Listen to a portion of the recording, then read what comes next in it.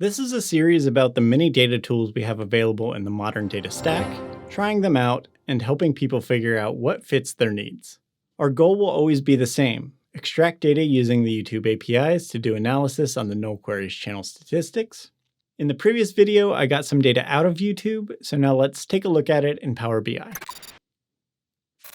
Our architecture for today will be pretty straightforward. We have Python scripts getting YouTube data from YouTube APIs, creating CSV files, and then bringing those into Power BI for visualization. Now, we might be jumping ahead by reporting off of data stores in a local file without solid practices in place. But one, I want to see if there's more data I want, and two, this is pretty realistic for the real world. As a preview for where we're going, I want to get this data moved into cloud storage as a data lake, then work with my data science friends to see what predictive models we can build. Then put that into a data warehouse and redirect the Power BI there. So subscribe to follow that journey, but don't be surprised if I get sidetracked on the way. The first thing we need to do is get our data. So we click Get Data, and there's a list of all kinds of potential data sources. But we're just going to use our local CSV files, and we just load in these three files. Next, we want to look at Power BI's built-in transformation ability, which is Power Query, using the formula language M. It uses a graphical interface that allows users to easily manipulate data, creating custom calculations and columns, and filter and sort the data. When you go to Edit Query, it opens the Power Query editor and will clean up some column names, change some data types, and clean up some HTML in the text fields. You can do some complex stuff here, like create entirely new datasets, merge them, calculate columns, and so on. Now we want to build out the data model in Power BI. It will automatically detect dataset connections, and it seems to be fairly decent at it. But we can also manually join if needed. Some visualization tools want the one big table approach where you flatten everything into a single dataset, but Power BI prefers data being in a star schema, so it naturally works best with a dimensional data warehouse. There have been a number of benchmark tests that show the performance improving with the star schema quite a bit the more slicers you have going on. In this case, since I just got CSVs from the Analytics API, I don't really have a proper star schema going on. I've connected this top 10 video data to the video name data as an example, but since my main dataset doesn't have video ID on it yet, I can't join it in.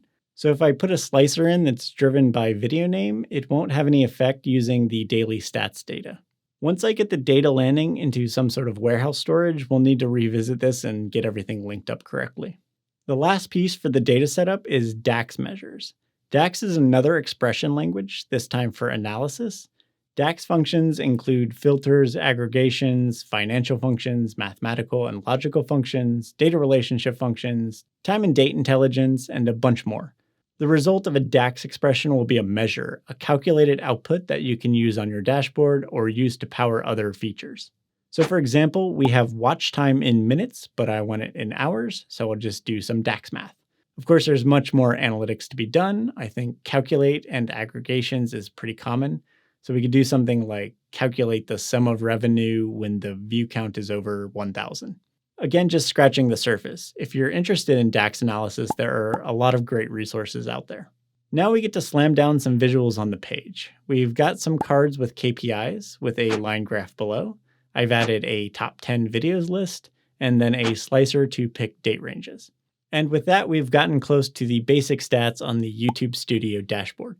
But we don't want our visual looking like, well, a Power BI dashboard.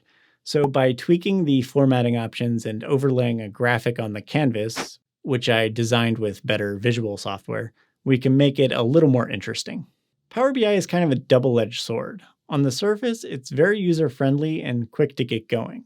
It took me very little time to grab my CSVs, throw them in, and rebuild the YouTube Studio dashboard, at least part of it. If you have a solid dataset, especially a data warehouse already in a star schema, this is really intuitive to hand to somebody and let them build their own dashboards or do their own data exploration. But if you don't have established clean data, it can get a lot messier. Power Query and DAX are powerful tools which allow Power BI to get into data collection, transformation, wrangling, cumulative analysis. But one, that's a lot to learn, and two, are they the best tools for the job?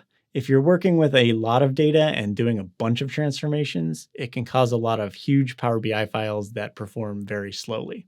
And then the question of when do you perform an operation? Do you do it in DAX, in M, or in the system before Power BI? So you can see the learning curve just got a lot steeper. It's also a challenge to version control. Develop, deploy, and roll back usually just involves making copies and hopefully labeling them well. There might be more tools for engineering practices at higher price tiers, but everywhere I've worked using Power BI seems to have struggles with this. The one thing I love is the huge marketplace of professional and community-made visual widgets.